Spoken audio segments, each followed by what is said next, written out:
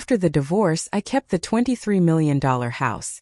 When my daughter-in-law found out, she knocked on my door with her bedridden mother, 3 kids and 2 nephews. She said, "You have plenty of space, so we decided to live with you." Then, subscribe to the channel for more stories like this, and comment the city you're watching from. I thought the hardest part of my life was behind me. After 35 years of marriage to Richard, the divorce papers were finally signed, and I had walked away with the house. Not just any house, our $23 million estate in Malibu, overlooking the Pacific Ocean. At 68, I should have been celebrating my freedom, my independence, my chance to start fresh. Instead, I was standing in my marble foyer, staring at my daughter-in-law Claire through the ornate glass doors, watching her unload suitcase after suitcase from a moving truck I hadn't ordered. "Donna," Claire called out cheerfully, as if this was the most natural thing in the world. "Could you help us with some of these bags? There's quite a bit." I opened the door slowly, my mind struggling to process what I was seeing. Behind Claire stood her 3 children, ages 6, 9, and 12, all looking tired and cranky. 2 other children I recognized as her nephews flanked them, and behind the group, an elderly woman in a wheelchair sat looking frail and confused. "Claire," I managed to say, my voice barely above a whisper. "What is this?" She smiled that brilliant smile that had once charmed my son David before their marriage fell apart 2 years ago. The same smile that had convinced him to overlook her spending habits, her manipulative tendencies, her complete inability to maintain steady employment. "Oh, didn't David tell you?" she said, hefting a duffel bag over her shoulder. "Mom got evicted from the assisted living facility. Apparently there was some mix-up with her insurance. The kids and I had to leave our apartment too. But then I thought, why should we struggle when you have all this space?" I felt my chest tighten. David hadn't told me anything. In fact, we'd barely spoken since his divorce from Claire became final. Our relationship had become strained when I tried to warn him about her true nature early in their marriage. "Claire, I don't understand. You can't just..." Grandma Donna, the youngest child, Emma, ran past me into the house. "Wow, this place is huge. Can I pick my room?" Before I could respond, the other children followed, their excited voices echoing through my pristine hallways. Claire pushed the wheelchair past me, speaking in a tone that suggested this had all been arranged. "Don't worry about Great-Grandma Rose," she said, referring to the elderly woman. "She's pretty out of it most days. Won't be any trouble at all. The hospice nurse said she probably only has a few months left anyway." I stood frozen as Claire's little parade invaded my sanctuary. The movers, apparently she'd hired professional movers, began carrying in furniture, boxes, and personal belongings. One of them asked Claire where she wanted the kids' bunk beds set up. "The blue room upstairs should work perfectly," Claire told him, as if she'd already done a complete walkthrough of my house. "And put the crib in the room next to it." "Crib?" I asked weakly. Claire turned to me with that same bright smile. "Oh, didn't I mention? My sister's baby. She's deployed overseas, so we're watching little Tyler for the next year. He's only 18 months old. You'll love him." The reality of the situation crashed over me like a cold wave. This wasn't a temporary visit or an emergency stay. Claire had planned this. She'd researched my divorce settlement, knew about the house, and had orchestrated this entire invasion down to the last detail. "Claire, you can't just move in here," I said, finding my voice. "This is my home." She looked at me with wide, innocent eyes. "Donna, I thought you'd be happy for the company. This house is enormous. What are you going to do with 12 bedrooms and 8 bathrooms all by yourself? Besides, family helps family." That's what David always said. The mention of my son stung. David and I had once been close, but Claire had slowly worked to poison that relationship. Every family gathering became an opportunity for her to create drama, to paint me as interfering or critical. Eventually, David had started choosing her side over mine, and our relationship had withered. "Where exactly do you plan to put everyone?" I asked, watching as more furniture was carried through my front door. "Well, the kids can share the rooms upstairs. Great-Grandma Rose needs to be on the first floor because of her wheelchair, so I thought she could take that lovely guest suite near the kitchen. The baby will room with me and the 2 nephews can share the game room. We'll just move out that old pool table." My old pool table was a custom-made antique worth more than most people's cars. And the guest suite she was so casually assigning to Rose was my personal retreat, where I'd planned to set up my art studio. "And where exactly are you planning to sleep?" I asked. "Oh, the master bedroom should work perfectly," she said, adjusting her purse strap. "It has that beautiful sitting area and the ocean view.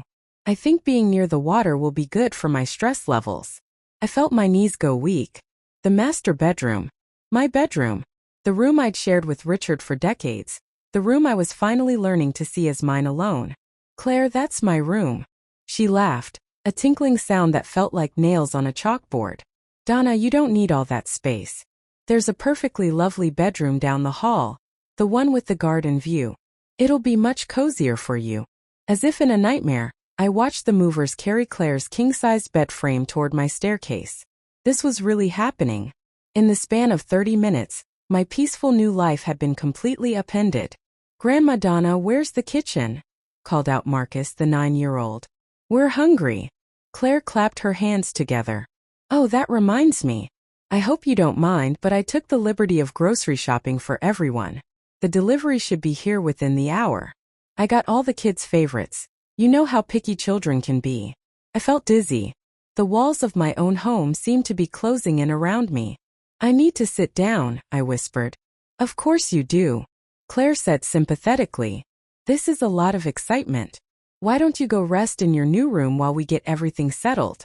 Don't worry about helping. We've got this handled."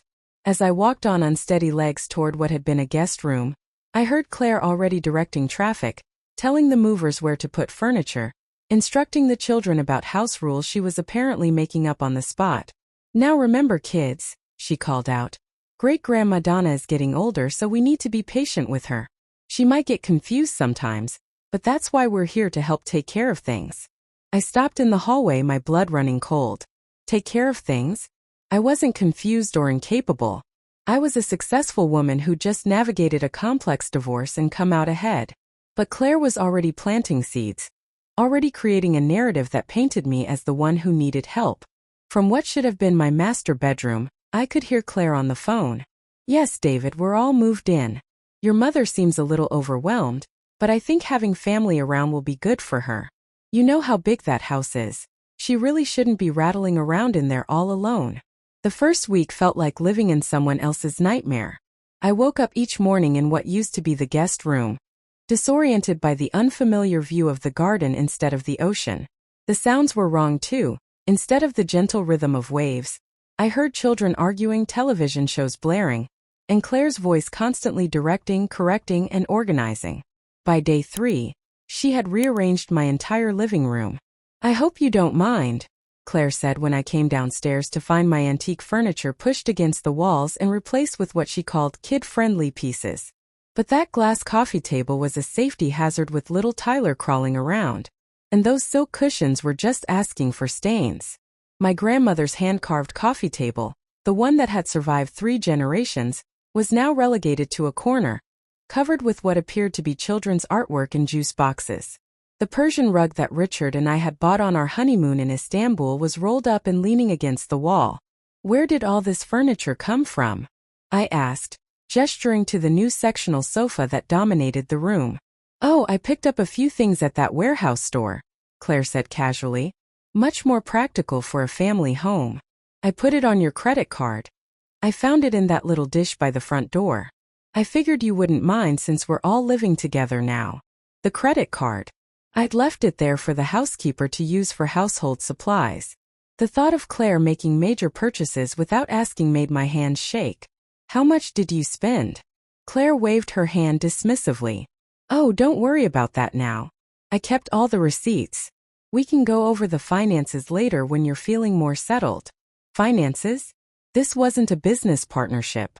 This was my home. But before I could respond, Great-Grandma Rose called out from the guest suite, and Claire hurried away to tend to her. I stood alone in my transformed living room, feeling like an intruder in my own house. The kitchen had undergone a similar transformation. My carefully organized pantry was now stuffed with industrial-sized boxes of cereal, cases of juice boxes, and snack foods I'd never heard of. The refrigerator was covered with artwork held up by cartoon magnets, and a high chair had appeared at my breakfast table. Aunt Claire said we could eat whenever we want, announced Marcus, the 9-year-old, as he poured himself a bowl of sugary cereal that left colorful milk in his wake. Where's your Aunt Claire now? I asked. Upstairs organizing your closet, he said with his mouth full. She said your clothes were taking up too much space. My closet. I rushed upstairs, taking the steps 2 at a time despite my aching knees. I found Claire in what used to be my walk-in closet, pulling my dresses off hangers and folding them into boxes. What are you doing? I demanded. Oh good, you're here, she said brightly. I'm making room for my things. You have so many clothes, Donna. Much more than any one person needs. I thought we could donate some of these older pieces. When's the last time you wore this? She held up a vintage Chanel suit that I'd treasured for 20 years. That's not for donation, I said, reaching for it. Claire pulled it back slightly. Are you sure? It seems a shame to let it just hang here when someone else could get use out of it. Besides, at your age, don't you think you should be simplifying? Less clutter, less stress. At my age, the phrase hit me like a slap. I was 68, not 98. I was healthy, active, and perfectly capable of managing my own wardrobe. Those clothes stay where they are, I said firmly. Claire sighed, the way you might with a stubborn child. Of course, Donna. I was just trying to help. But maybe we could just make a little room?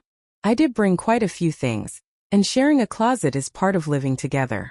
Sharing a closet? In my own bedroom. The bedroom she'd taken over completely. I looked around what had been my sanctuary. Claire's makeup covered my vanity table. Her jewelry box sat where my grandmother's music box used to be. Even the photographs on the nightstand had been changed. Pictures of Claire's children had replaced the family photos I'd carefully chosen. Where are my pictures? I asked. Oh, I put those away safely, Claire said. I thought it might be healthier for you to focus on the present instead of dwelling on the past. Fresh start and all that. My past. My memories. My life. That evening, I tried to retreat to the library, the one room in the house that had always been mine alone. I'd decorated it with first edition books, family heir lovers, and comfortable reading chairs positioned to catch the afternoon light. I found the oldest nephew, Jake, playing video games on a large screen that definitely hadn't been there that morning. Where did this television come from? I asked. Aunt Claire set it up, he said without looking away from his game. She said this room was wasted space since nobody reads books anymore. My books, my beautiful, carefully collected books, were now pushed aside to make room for gaming equipment. Some of them were stacked on the floor, their leather bindings vulnerable to spills and damage. You need to turn that off and move this equipment somewhere else, I said. Jake finally looked at me, his expression defiant. Aunt Claire said I could play here. She said you'd understand because you want us to feel at home. Before I could respond, Claire appeared in the doorway. Is there a problem? She asked, but her tone suggested I was the one causing trouble. I'd like my library back, I said simply. Claire's expression softened into what I was beginning to recognize as her dealing with a difficult person face. Donna, honey, I understand this is all an adjustment, but we need to think about what's best for everyone. The kids need space to be kids, and poor Jake has been through so much with his parents' situation. Surely you don't want to deny him a little harmless entertainment. Harmless entertainment. In my sanctuary, surrounded by books that some of these children might damage or destroy without a second thought. This is my house, I said, hating how weak my voice sounded. Of course it is, Claire said soothingly. And we're so grateful you're sharing it with us. That's what makes you such a wonderful person, your generosity. I just think we need to find a balance between your needs and the children's needs. The children's needs. Somehow, in the space of a week, my needs had become secondary in my own home. That night, I lay in the unfamiliar guest room bed, listening to sounds that didn't belong. A baby crying, children arguing, television volume that seemed to have no upper limit. And underneath it all, Claire's voice, orchestrating it all with the confidence of someone who belonged here more than I did. I realized with growing horror that Claire wasn't just staying here temporarily. She was taking over. Room by room, decision by decision, she was making herself the authority in my own home. And somehow she was making it seem like it was all for my own good. 2 weeks into what I was starting to think of as the occupation, I began to notice things that chilled me to the bone. Small things at first, conversations that stopped when I entered a room, papers quickly shuffled away when I approached, phone calls taken in hushed tones behind closed doors. It started with Mrs. Henderson from next door. I'd known Margaret Henderson for 15 years. We'd shared morning coffee countless times, complained about gardeners and pool maintenance, celebrated each other's grandchildren's achievements. But when I saw her in the grocery store, her reaction was strange. "Oh, Donna," she said, her voice filled with a pity I didn't understand. "How are you holding up, dear?" "I'm fine, Margaret. Why wouldn't I be?" She glanced around nervously, then leaned closer.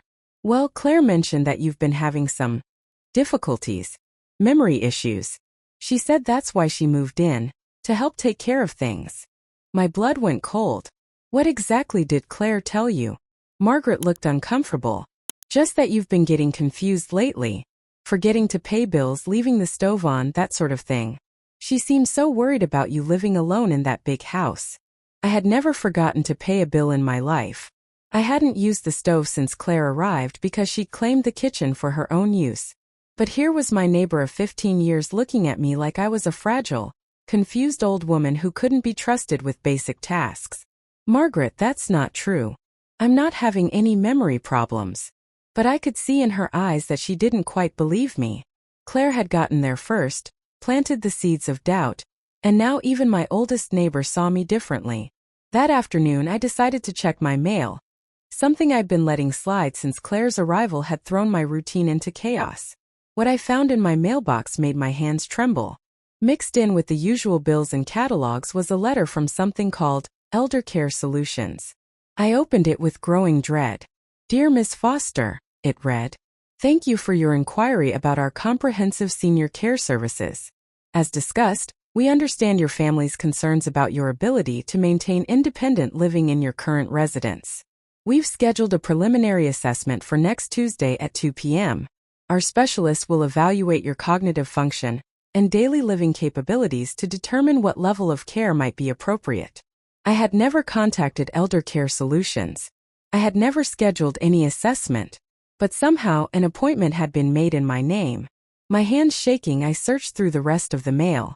There were brochures for assisted living facilities, information packets about aging-in-place services, and a pamphlet titled, "When a Loved One Can No Longer Live Alone, a Family Guide." Claire. This was all Claire. I rushed back into the house, clutching the papers. I found Claire in my former home office, which she'd converted into what she called a family command center. She was on the phone, speaking in low, concerned tones. "Yes, I'm very worried about her," she was saying. "Yesterday she couldn't remember where she put her car keys, and this morning she seemed confused about what day it was. I think it's progressing faster than we thought." I stood in the doorway, listening to her lies, feeling my world tilt on its axis. "Oh, and doctor? She's become quite paranoid lately, accusing people of moving her things, insisting that conversations didn't happen the way she remembers them. It's heartbreaking, really." When she noticed me standing there, Claire quickly ended the call. "Oh, Donna, I didn't hear you come in. I was just consulting with someone about Great-Grandma Rose's condition. You know how declining she's been." But I had heard enough to know she wasn't talking about Rose. "What is this?" I demanded, waving the Elder Care Solutions letter. Claire's face immediately shifted into an expression of gentle concern. "Oh, sweetheart, you found that? I was hoping to discuss it with you when you were feeling better." "I feel fine. What I don't understand is why someone is scheduling assessments for me without my knowledge." Claire sighed, settling into what used to be my desk chair. "Donna, honey, I think you might be more confused than you realize. We talked about this just yesterday. You said you were worried about living alone, that you felt overwhelmed by maintaining the house." "I never said that." "You did, sweetheart. You were sitting right here, crying about how hard everything has become since your divorce. You asked me to help you look into options." The way she said it, with such gentle certainty, made me question myself for a moment. But only a moment. I knew my own mind, and I had never asked for help with anything. "I want you to cancel that appointment," I said firmly. "Of course, if that's what you really want," Claire said. But maybe we should talk to David first? He's been so worried about you. David, my son, who barely spoke to me anymore, who seemed to take Claire's side in every dispute during their marriage. When did you talk to David? Oh, we chat regularly. He asks me to keep an eye on you, make sure you're okay. He feels terrible that his work keeps him so busy, but he knows I'm here to help. I felt a chill run down my spine. Claire was positioning herself as David's representative, as the responsible party looking out for his poor, declining mother. That evening, I waited until the house was quiet, then I did something I'd never done before. I went through Claire's things. I felt guilty, invasive, but I needed to understand what was happening to my life. In her purse, I found a small notebook filled with what looked like observations about me. Tuesday, left coffee cup in bathroom. Possible confusion about location. Wednesday, asked same question twice in 1 hour. Short-term memory issues. Thursday, seemed disoriented when UPS delivery arrived. May need supervision for daily activities. Each entry was a complete fabrication, but written as if Claire was a concerned caregiver documenting my decline.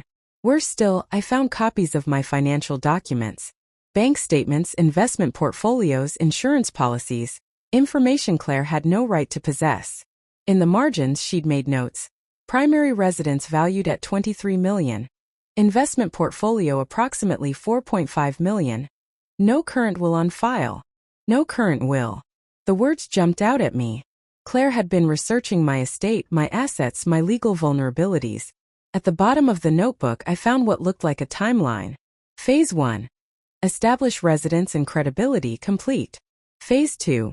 Document cognitive decline in progress. Phase 3. Secure power of attorney pending. Phase 4. Estate planning consultation, scheduled for next month. My knees gave out, and I had to sit down on the floor of my own closet, surrounded by Claire's clothes that now outnumbered mine 3-1. This wasn't about needing a place to stay. This wasn't about family helping family. This was a calculated, methodical plan to take control of my life, my assets, and my autonomy. Claire was systematically destroying my credibility while positioning herself as my caretaker. She was creating a paper trail that would support a case for my incompetence. And she was doing it all while living in my house, sleeping in my bed, and spending my money. The next morning, I found Claire in the kitchen, making breakfast for the children with the same cheerful efficiency she brought to everything else. "Good morning, Donna," she called out. "I hope you slept well. I noticed you were up quite late last night. I heard you moving around. Sometimes insomnia can be a sign of cognitive issues, but don't worry, we'll mention it to the doctor." She was already incorporating last night's discovery into her narrative of my decline. Every action I took, every normal human behavior, was being twisted into evidence of my incompetence. "Claire," I said carefully, "I'd like to know more about this assessment you scheduled." "Of course, sweetheart. I think it's wonderful that you're taking an active interest in your health. The specialist comes highly recommended. She's worked with several families in the neighborhood." Several families in the neighborhood. I wondered how many other women like me had found themselves gradually losing control of their own lives, one helpful intervention at a time. "And what happens after the assessment?" Claire's smile was warm and reassuring. "Well, that depends on what the specialist finds. But don't worry, whatever happens, we'll make sure you're taken care of. That's what family is for. Taken care of." The phrase that had once sounded comforting now felt like a threat. I excused myself and retreated to the garden, the only space in my home that Claire hadn't yet claimed as her own. But even there, I could see signs of change. The children's toys scattered across the perfectly manicured lawn. A sandbox that had appeared overnight near my prize-winning rose bushes. As I sat among my flowers, I realized with crystal clarity that I was fighting for my life. Not in the dramatic sense of physical survival, but in the deeper sense of maintaining my identity, my autonomy, my right to exist as myself in my own space. Claire had declared war on my independence, and she was winning. The breaking point came on a Tuesday morning when I found Claire in my home office, not the makeshift family command center she'd created, but my actual private office that I'd specifically asked her to leave alone. She was sitting at my antique writing desk, my personal laptop open in front of her, and what appeared to be legal documents spread across the surface. "What are you doing?" I asked, my voice sharper than I'd intended. Claire looked up with that infuriating smile. Oh, good morning. I was just trying to help organize your paperwork. You have so many important documents just scattered around. Someone needs to make sure they're properly filed. I stepped closer and saw that she had my bank statements, tax returns, and property deeds laid out like she was studying them. My laptop screen showed my online banking portal, and I could see that she'd been scrolling through months of transaction history. How did you get into my computer? Oh, that was easy, she said casually. You use the same password for everything. Richard's birthday plus your anniversary year. Really, Donna, that's not very secure. Anyone could access your accounts. The violation hit me like a physical blow. Not only had she invaded my privacy, but she was lecturing me about it as if I were a careless child. Get away from my desk. Now. Something in my tone must have surprised her because for once, Claire's smile faltered slightly. There's no need to get upset. I'm trying to help you get organized. I don't need your help. I need you to stop going through my personal belongings. Claire stood up slowly, her hands raised in a gesture of mock surrender. Okay. I understand you're feeling overwhelmed. But Donna, someone needs to make sure your affairs are in order. What if something happened to you? What if you had a medical emergency? No one would know where to find your important papers. She was doing it again, turning my reasonable anger into evidence of my supposed instability while positioning herself as the responsible adult in the room. Nothing is going to happen to me, I said through gritted teeth. Of course not, Claire said soothingly. But it's always good to be prepared. In fact, I've been thinking we should probably set up a power of attorney situation just in case. You know, so someone you trust can help with decisions if you're ever not able to make them yourself. There it was. The real agenda. Power of attorney. Legal authority to make decisions about my finances, my property, my life. I don't need a power of attorney. Not now, of course. But David thinks it would be smart to have something in place. Just as a precaution. David again. My son, who apparently discussed my personal business with his ex-wife more than he discussed it with me. After Claire left the office, I sat down at my desk and really looked at what she'd been doing. She hadn't just been organizing, she'd been analyzing. There were sticky notes attached to various documents with questions written in her handwriting. Who has access to safe deposit box? What is monthly income from investments? Are there any outstanding debts? One document made my blood run cold. It was a printout from a legal website about something called elder abuse by exploitation, and the legal remedies available to concerned family members. But it wasn't being used to protect an elderly person from abuse. Based on the highlighted sections, it appeared to be a roadmap for how to claim someone was being financially irresponsible and needed intervention. I spent the rest of that day making phone calls I should have made weeks ago. The first call was to my attorney Robert Chen, who'd handled my divorce. Donna, how are you settling into your new life? He asked warmly. That's actually why I'm calling. I have a situation. I explained Claire's sudden appearance, her takeover of my home, and the documents I'd found. As I spoke, I could hear Robert's tone shift from friendly to concerned to professionally serious. Donna, what you're describing sounds like a systematic attempt to establish grounds for guardianship or conservatorship proceedings. Has anyone approached you about signing any documents? Power of attorney forms, care agreements, anything like that? She mentioned power of attorney, but I haven't signed anything. Good.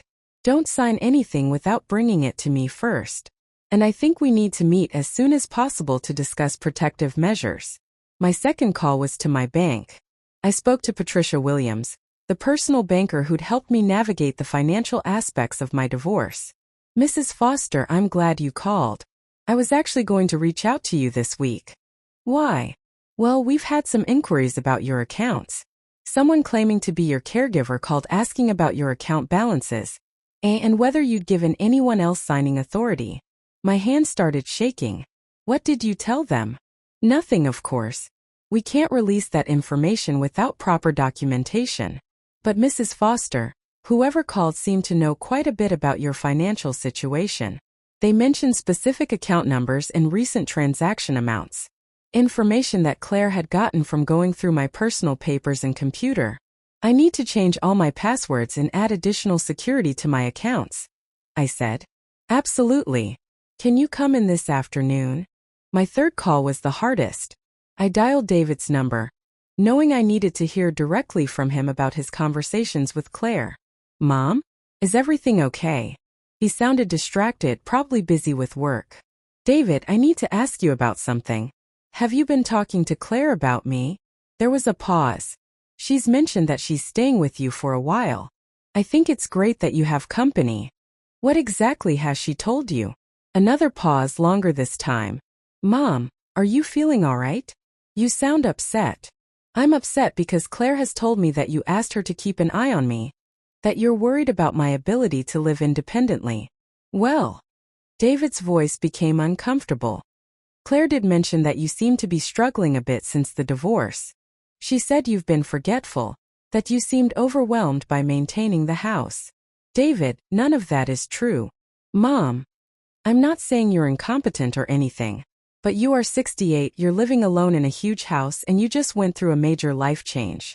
It's not unreasonable to think you might need some support. I could hear Claire's influence in every word he spoke.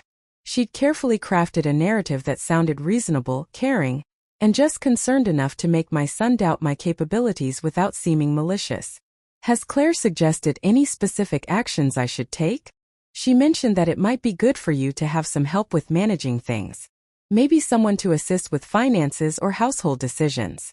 She offered to help coordinate that kind of support. There it was. Claire had positioned herself as the solution to problems she'd invented, and my own son was endorsing her plan. David, I need you to listen to me very carefully. I don't need help managing my life. I'm not forgetful or confused. Claire has moved into my house without permission, taken over my personal space, and is now trying to gain control of my finances. This isn't about care.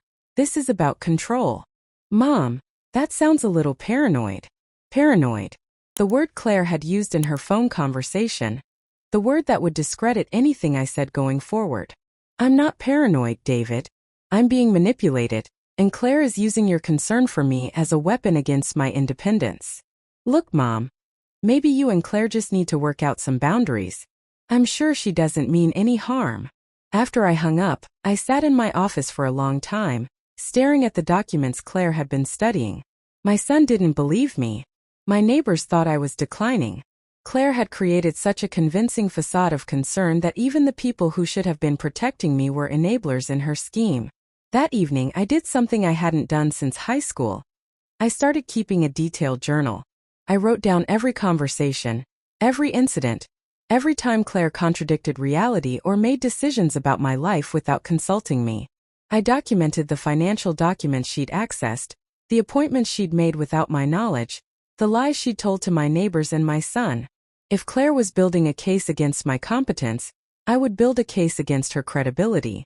I also made a list of everyone I needed to contact: my investment advisor, my insurance agent, my doctor, even the utility companies.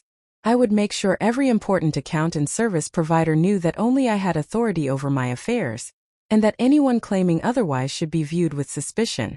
As I wrote, I felt something I hadn't experienced in weeks, a sense of my own power returning.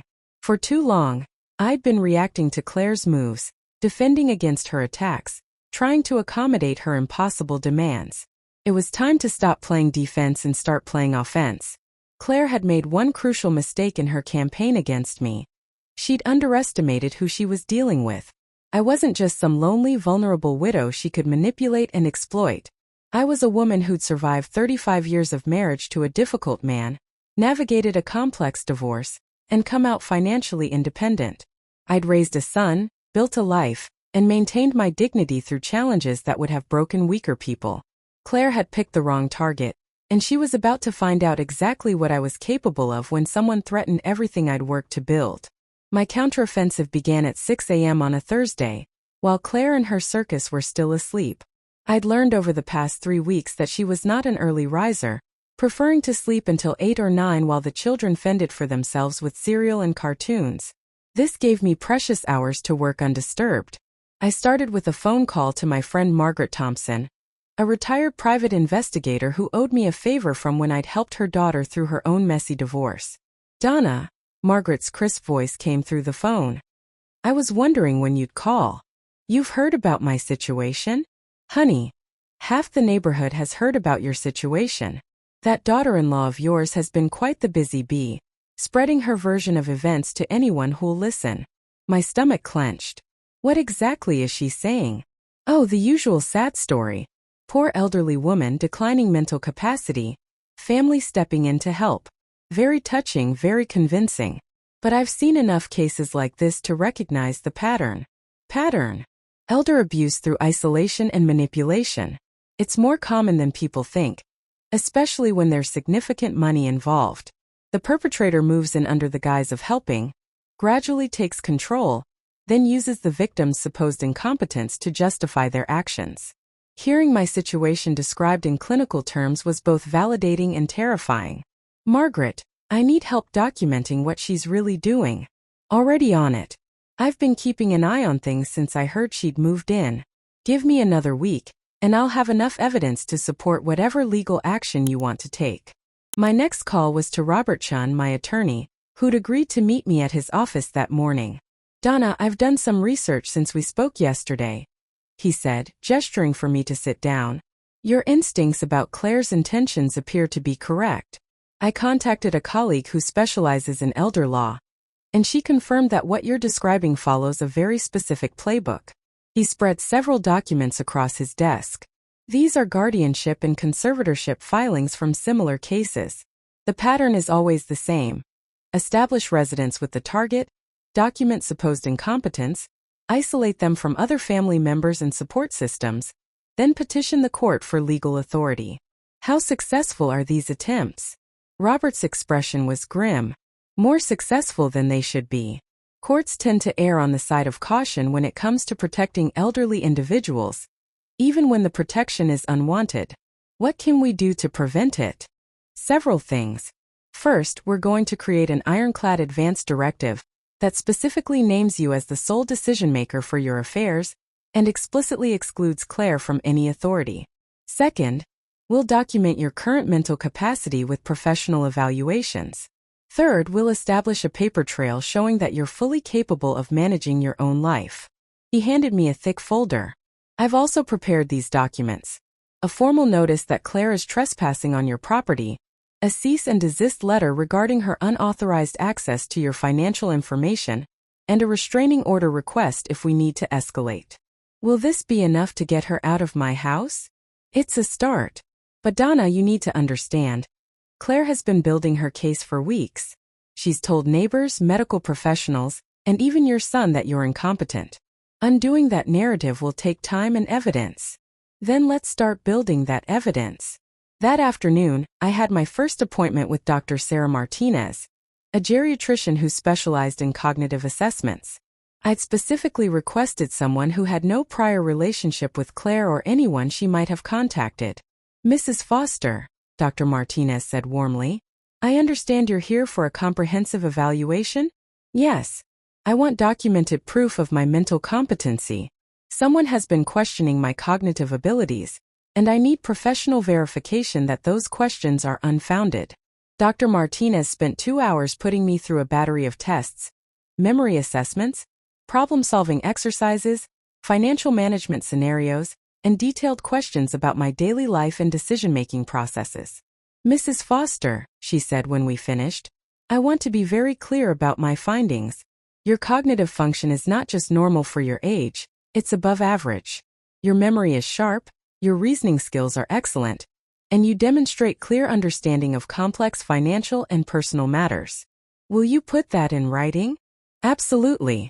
And I'll include my professional opinion that you are fully capable of making your own decisions about your living situation, finances, and medical care. When I returned home that evening, I found Claire in the kitchen, preparing what she called a family meeting. Oh good, you're home, she said brightly. I thought we should all sit down and discuss some house rules. With so many people living together, we need better organization. The children were arranged around my dining table like a jury, and Great-Grandma Rose had been wheeled in from her room. Claire had even prepared printed copies of what she called the Foster Family House Guidelines. I scanned the document with growing rage. It outlined everything from meal schedules to bathroom usage to quiet hours, when I was expected to stay in my room to avoid disturbing the children. There were rules about guests, specifically that I needed Claire's approval before inviting anyone over. There were financial guidelines about shared household expenses that somehow made me responsible for everyone's needs while giving Claire authority over purchasing decisions. At the bottom there was a signature line for me, as if I were agreeing to be governed by rules in my own home. "This is ridiculous," I said, setting the paper down. "Donna, honey, I know change is hard," Claire said in her most patronizing tone. "But we need structure if this living arrangement is going to work." "This living arrangement isn't going to work," I said firmly. "Because it's ending." Claire's smile faltered slightly. "What do you mean?" "I mean you need to find somewhere else to live. All of you. This was supposed to be temporary, and it's gone on long enough." The room fell silent. Even the children stopped chattering and looked between Claire and me with wide eyes. Claire recovered quickly, her expression shifting to one of gentle concern. "Donna, sweetheart, I think you're having one of your confused moments. We talked about this, remember? You asked us to stay because you were feeling overwhelmed living alone. I never asked you to stay. You announced you were moving in and then took over my house." "Oh, honey," Claire said, her voice full of pity. "This is exactly what I was worried about. You're getting confused about what happened when. Maybe we should call your doctor." "I saw my doctor today," I said calmly. "Dr. Martinez. She confirmed that my mental capacity is excellent, and that I'm fully capable of making decisions about my own life." For the first time since this nightmare began, I saw real fear flash across Claire's face. But she recovered quickly. "Well, of course you would say that," she said. "But Donna, we all know you've been struggling. The children have seen it, I've documented it, even David is concerned." "David is concerned because you lied to him." Claire stood up, her facade of sweetness finally cracking. "I think you're being very unfair, Donna. We've done nothing but try to help you, and this is how you repay us? By throwing us out on the street." "You're not on the street. You have options. What you don't have is the right to live in my house without my permission." "And what about Great-Grandma Rose?" Claire demanded. "Are you really going to kick out a dying old woman?" I looked at Rose, who'd been sitting quietly through this entire exchange. Her eyes were clearer than I'd seen them since she arrived. "Rose," I said gently, "do you want to stay here?" The old woman looked at Claire, then back at me. "I want to go home," she said quietly. "I never wanted to leave my apartment." Claire's face flushed red. She doesn't know what she's saying. She has dementia. "Her apartment was sold to pay for the assisted living facility," Rose continued, her voice stronger now. "But Claire said the money was needed for other things. She said living here would be temporary." The pieces clicked together. Claire hadn't just manipulated me. She'd been exploiting her own elderly relative, using Rose's condition as a cover for her schemes. "Claire," I said, my voice steady and cold, "you have 48 hours to make arrangements for yourself and these children. Rose can stay until we find appropriate care for her, but the rest of you need to leave." "You can't do this," Claire said, her voice rising. "David won't let you throw his family out. David's family consists of his children, who I notice aren't here. You're his ex-wife, which means you have no legal relationship to me whatsoever." Claire's mask finally dropped completely. "You think you're so smart, don't you? You think you can just get rid of me? Well, I have news for you, Donna. I have documentation of your mental decline. I have witnesses who've seen your confusion. I have medical professionals who are concerned about your capacity. And I have documentation of your lies, your unauthorized access to my financial information, and your systematic attempt to defraud me," I replied calmly. "I also have professional evaluation confirming my competency, and legal representation prepared to file charges if necessary." The color drained from Claire's face. For the first time since she'd arrived at my door with her moving truck, she looked genuinely uncertain. "You're bluffing," she said, but her voice lacked conviction. I pulled out my phone and showed her Robert Chin's contact information. "Would you like to call my attorney yourself? I'm sure he'd be happy to explain the legal consequences of elder abuse and attempted fraud." Claire stared at the phone, then at me, then at the children who were watching this confrontation with growing confusion and fear. "Fine," she said finally. "But don't think this is over, Donna. David will hear about this. Everyone will hear about how you treated your own family. David will hear the truth, I said. And so will everyone else. As Claire stormed out of the dining room, I felt something I hadn't experienced in months. The solid ground of my own authority beneath my feet. The house was still full of people who didn't belong here, but for the first time since this ordeal began, I was the one making the decisions. Tomorrow would bring new challenges, but tonight, I was reclaiming my life. The next 48 hours unfolded like a masterfully orchestrated symphony of justice. Claire's first move was predictable. She called David. I could hear her on the phone from the guest room where she'd retreated, her voice alternating between tearful victim and righteous indignation. "David, your mother has lost her mind," she said loudly enough for me to hear from the hallway. "She's throwing us out, including Great-Grandma Rose. I think she's having some kind of breakdown." But David's response wasn't what she expected. "Claire, I got a call from Mom's attorney today," I heard him say, his voice clear through the phone speaker. "Apparently you've been accessing her financial information without permission." He also mentioned something about forged medical appointments and false claims about her mental state. There was a long silence before Claire spoke again, her voice now careful and defensive. "David, I was only trying to help. Your mother seemed so confused, so overwhelmed. Did you or did you not schedule a geriatric assessment appointment without her knowledge?" Another silence. "I was concerned about her safety." "That's not what I asked, Claire. Did you schedule medical appointments for my mother without her consent?" "Well, yes, but..." "And did you go through her personal financial documents and computer files?" "I was trying to organize." "Claire, what you're describing is elder abuse. It's also potentially fraud. I'm not going to be part of this." I smiled to myself as I heard Claire's carefully constructed world begin to crumble. David was finally seeing through her manipulation. "You can't side with her over your own family," Claire shouted. "My family is my mother and my children," David replied firmly. "You and I are divorced, Claire. You have no claim on my loyalty, and you certainly have no right to exploit my mother." After Claire hung up, I heard her making frantic calls to other people. Friends, relatives, anyone who might offer her shelter or support. But word had apparently gotten around about her behavior, because each conversation seemed to end more quickly than the last. Margaret Thompson called me that evening with an update.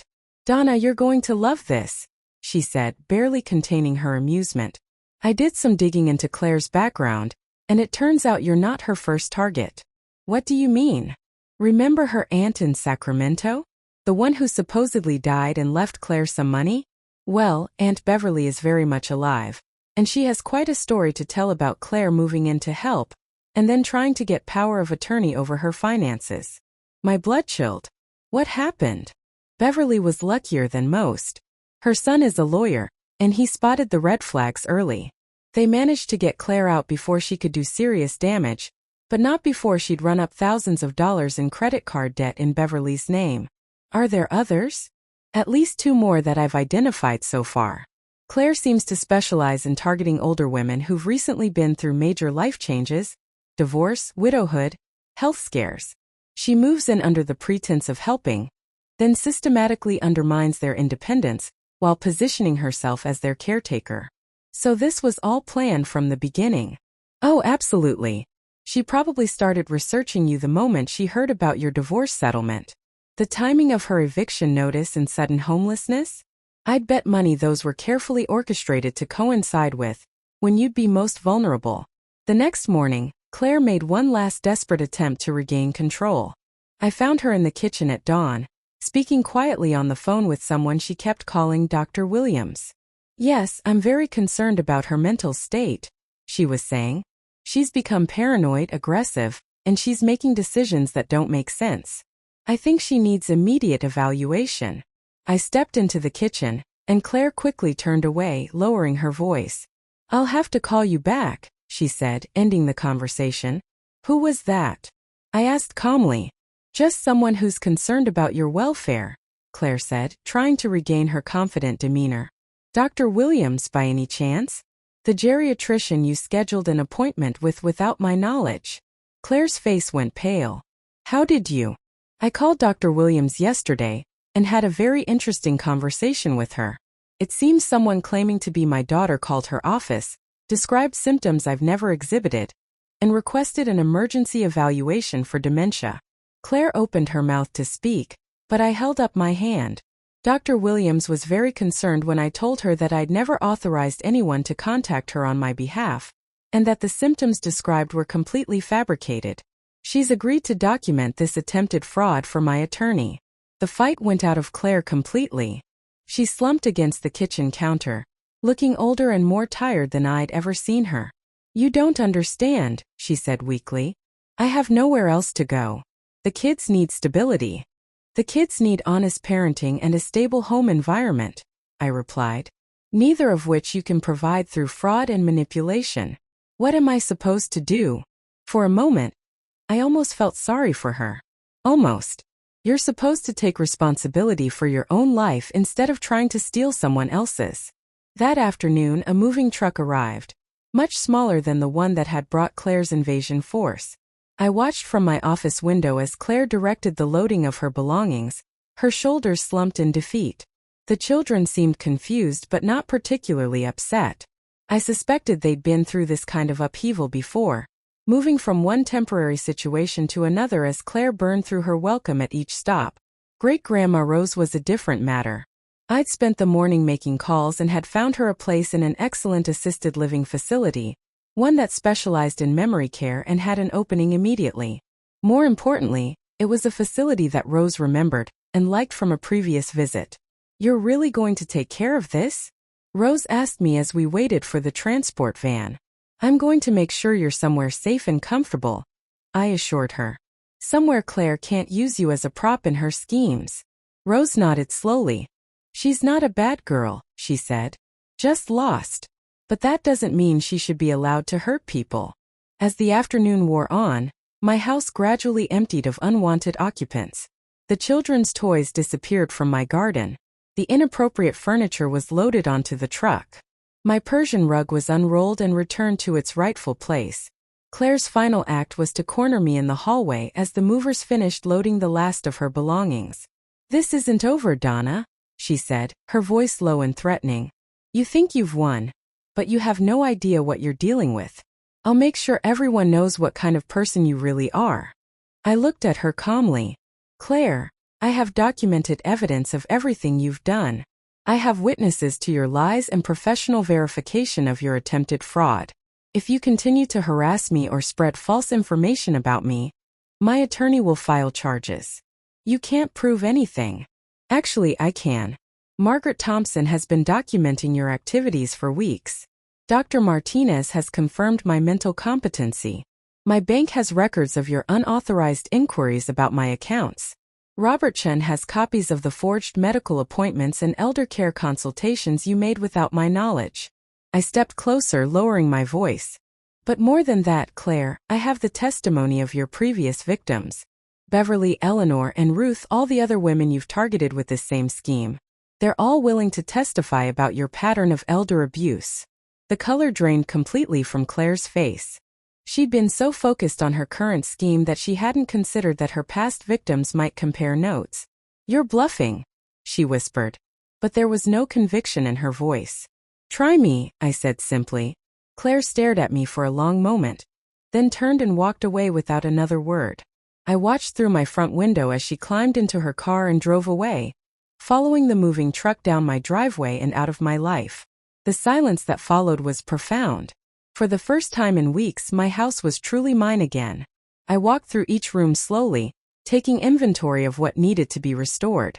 The living room furniture was back in its proper places. My bedroom was empty of Claire's belongings, though it would need a thorough cleaning and fresh linens. The home office would require a complete reorganization of my papers and files. But the damage was surprisingly minimal. Claire had been so confident in her ultimate success that she'd been careful not to destroy anything she planned to inherit. That evening I sat on my terrace overlooking the ocean, a glass of wine in my hand and my phone beside me. The calls had been coming steadily. Neighbors apologizing for believing Claire's lies, friends expressing shock at what had happened, and even David calling to make sure I was all right. "Mom, I'm so sorry," he'd said. "I should have listened to you. I should have seen what she was doing." "You did listen eventually," I'd replied. "That's what matters." How did you know? How did you figure out her plan before it was too late? I'd thought about that question as I'd surveyed my reclaimed home. Because I remembered who I am, I'd told him. For a while there, I let her convince me that I was weak, confused, and helpless. But I'm not any of those things. I'm a 68-year-old woman who survived a difficult marriage, navigated a complex divorce, and built a good life for herself. I wasn't about to let some manipulative opportunist take that away from me.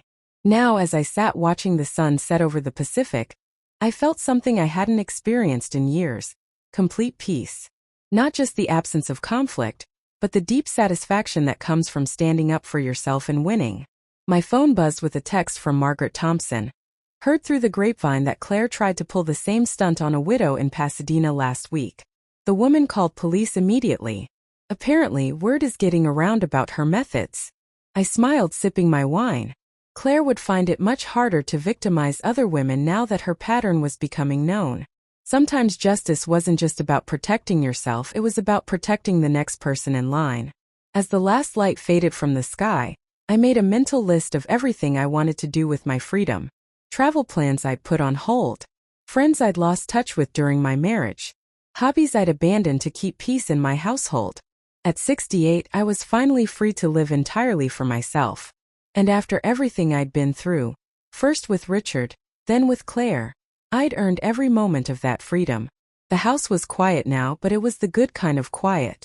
The peaceful quiet of a space that belongs entirely to you, where every decision is yours to make and every moment is yours to enjoy. I raised my glass to the ocean, to the night sky, and to the woman I'd rediscovered in myself. Strong, capable, and absolutely not to be underestimated. Claire had taught me something valuable, though I doubted it was intentional. Never again would I allow anyone to make me feel small in my own life. And that lesson, perhaps, was worth all the trouble she'd caused.